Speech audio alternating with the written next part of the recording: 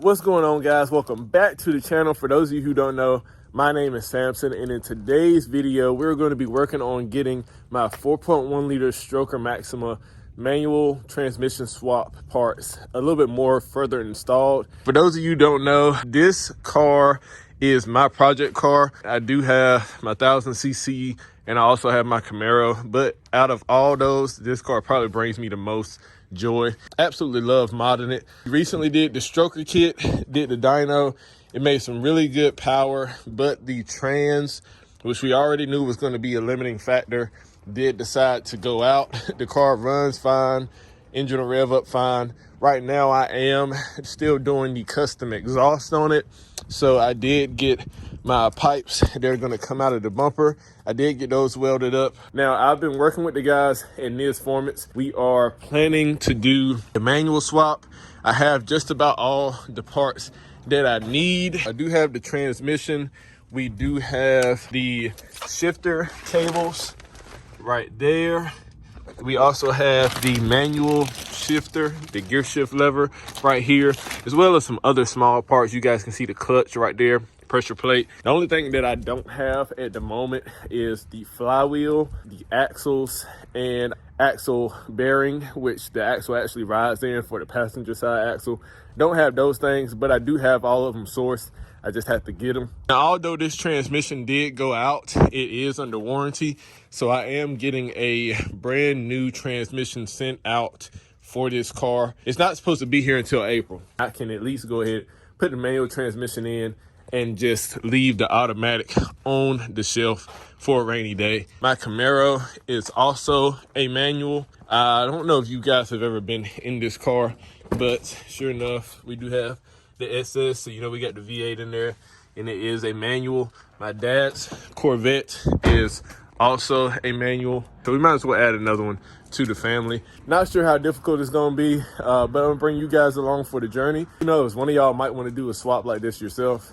Need to know how to do it. This is my first time doing it, so I'm winging it, but we can wing it together. Let's go ahead, get into it. Now, first things first, we do want to go ahead and at least get all of this stuff that's in the center out of the way. So we need to go ahead and pull this gear shift lever off. I might have to put you guys down for some of this stuff, just simply because, and you want to put this pin back in here, just so you don't lose it. Just simply because it's going to be a little bit easier for me to do some of this stuff with two hands.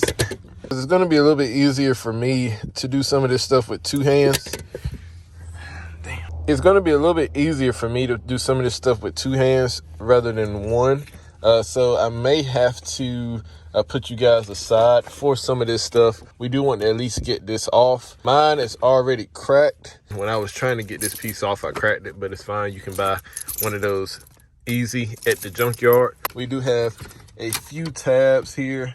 Like I mentioned, some of this stuff may be a little bit difficult to do with one hand. So if I end up putting you guys down, just bear with me.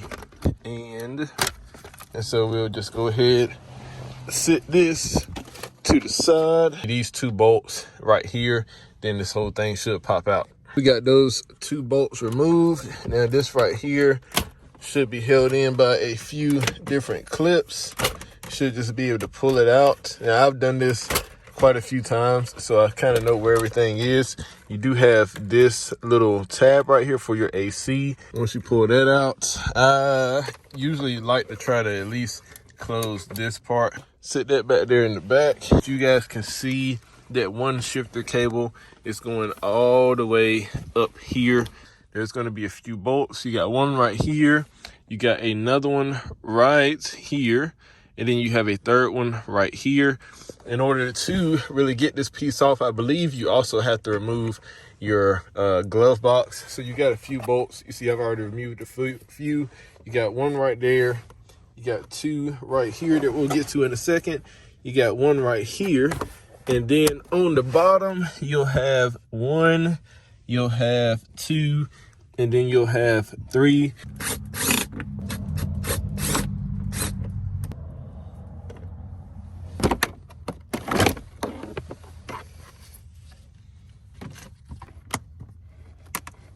So after you get that dash removed, this piece, this panel that covers all of this is going to pop right out. You pull that off. You see I got the dash right here. I got that other panel right there. Then you're gonna see your shifter cable going right through this little hole right here. Now, the only way to get through this little hole is to remove the ducting for all your air control settings. So there's gonna be a few things that you want to unplug. One is gonna be this harness right here. I know it's hard to see from where I'm holding the camera at. Maybe I can get a better angle right here. This is part of the harness and it plugs into this piece right here. And then of course, everything else should be disconnected. You'll have a few tabs that fit into the side of the shifter. You should just be able to pop those out. As far as everything else, I did put the car back in park so that the car thinks that it's in park right now, as well as just so I could actually get the key out, because with the car being like having the little ignition lock, has to be in park to put the key out. Now, as far as your actual shifter, and I'm gonna try to get you guys, just so you can see just how far down we are in here, I'm gonna try to get you guys in here to see this. There is the boot that goes from the bottom of the car in. Now, this is gonna be different on your manual transmission because you're gonna have two different cables coming through compared to just that one. As you can see, you also have two bolt holes. I did go ahead and get one of the bolts removed, that one right there. This other one is way up in there. It's hard for me to even show you guys. So finally, about 30 to 45 minutes later, I finally got that second bolt out. You guys can see there's the bolt hole for the second one. The first one is over here on this side, but you guys can also see we do have some play here now. The next mode of action is to disconnect the line that goes to the transmission. I believe I should be able to just pull the transmission line up through the actual interior of the car and then move my new lines in here. And I got the battery out already. I'm gonna get this battery tray out, that way I can access it. Battery tray should be held on by 5 12mm bolts. I've went on ahead and undid those bolts, disconnected this from the tabs that it uses on the battery tray. And then I should be able to go ahead and lift the tray out like so. And then you guys can see there's our line for the transmission. Now, there's a bracket right here. I need to pull up that little tab and then I should be able to go ahead, get this line out and try to pull it in through the interior. The line for the transmission is disconnected. On the interior, I have disconnected the housing. It was just 4 bolts right there. And the housing is moving. I'm hoping that I should just be able to maybe just pull this. Don't think it's gonna be that easy, but I'm gonna try to pull this through from underneath there and see where we get. I finally got the cable disconnected from the front.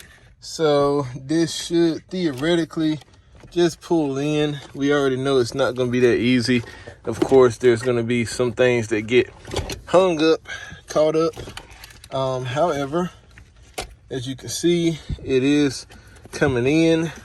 We were just slightly hung up on the power steering rack. It's gonna be crazy figuring out how all these wires and stuff go. However, as you can see, we are slowly but surely coming in. And there is the end of the automatic transmission cable. And so here is the full assembly right here. There's the cable. So now we're gonna go ahead and try to put our other cables in through the bottom of the floor over here. Before we put the manual transmission cables in, there is a wrong and a right way to put these in. As you can see, it does have the arrow facing the front of the vehicle or the engine bay, and that's how it came out. So we're gonna put that one in the exact same way. So when it comes to putting in the manual cables, you should just be able to slide it right through that hole. Since these cars came with a manual transmission just about everything should be plug and play. You may run into small situations. It's just going to be a whole lot of back and forth because there's always going to be something that's getting caught on something. The actual cables, whenever you push them under into the little hole, they do hit the motor mount, the rear motor mount for the engine. So you're going to have to go around and basically just keep maneuvering stuff to try to have it so that this will just slide into place. I'm going to get these slid into place, and then I'm going to show you guys whenever it is all set up for me to bolt it down. Alrighty, so we now have the cables not fully installed. I did put one bolt in there. However, I do need to actually get to this other bolt. So it's going to be a bit of a headache. However, they are installed to the point where you can see they at least move without moving the entire cable. So we're going to go ahead and get the other one installed. It's coming along nicely. And then we should be able to get the shifter bolted in, get those hooked up, and we can adjust everything to where we may need it later. Everything is bolted down, tightened down. We're going to go ahead and put this sound deadening material back down over the area like it was in. The next mode of action is going to be for us to go ahead, get all the piping and everything for the air system back in place in these holes on that side and this side. So this big piece is going to go back in first. It should go back in this first groove right here. You want to check and make sure that you do have your hose back plugged in. You want to also check and make sure that you don't have anything just sort of lingering that shouldn't be in that area before you put all this stuff back in place. Now we have all of the piping back in place. This is how it should look whenever you get done. Everything should be back in. We do have that one piece on this side as well as the other one down there that you can't see. But you can see we do have our wires running through here. So now we're going to come up to this portion and try to actually get the shifter in this place. So we finally have the shifter in. I did go ahead and attach the cables, tighten them both down. This one just slipped on, but I did make sure this one tightened down. I did make sure that the mounts were tightened down for the shifter itself. We know that we went on ahead and we tightened down where the shifter actually enters the cabin. We do have all our piping and everything back the way that it should be. And I just wanted to show you guys real quick just how the shifter mechanism works. Whenever you put it to one side or the other, one arm is going to move forward and backward, and the other one moves forward and backward just by you pushing it up and pulling it back.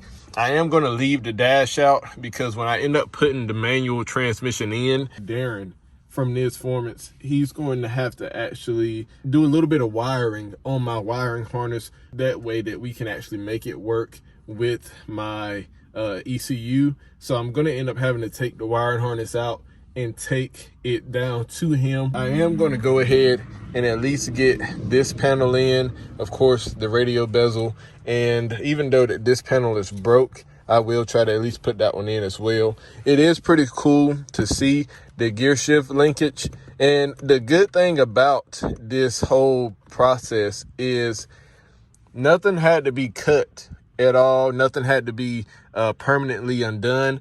If for whatever reason I do need to go back to a automatic transmission setup, all I have to do is just reinstall the old shifter as well as the old transmission, and everything should be just fine. Nothing had to be done that can't be undone. So we're losing a little bit of daylight, but this is generally speaking about what it should look like. I told you guys this bezel right here is cracked, so I do plan on getting another one of those. And as far as the shift boot, when I got this off of the junkyard car, they did not have, I guess, the rest of the decorative piece that actually goes with it. I think I'm going to get a little bit of Velcro and line the underneath of this bezel. And then, of course, put some Velcro around the edge of the boot itself. Put the Velcro together. That way that the boot kind of just stays up. Similar to this. It'll kind of just stay up. Kind of like that. But nevertheless, it does still look fairly clean. Does still look somewhat stock. As far as the actual cables, they do come out right about here. And so the other transmission is made differently than this one. That is how you install at least part, I guess this is part 2. I didn't show you guys how to install the clutch pedal, but this is how you go ahead and install the rest of the transmission swap part 2. We do have the lines in, and I can't wait to show you guys the rest of it. If you guys like this type of content, make sure that you like, comment, subscribe. Can't wait to get to some of these other builds as well. Make sure that you like, comment, subscribe for more of this type of content. Love you guys. I'll catch y'all in the next one. Peace.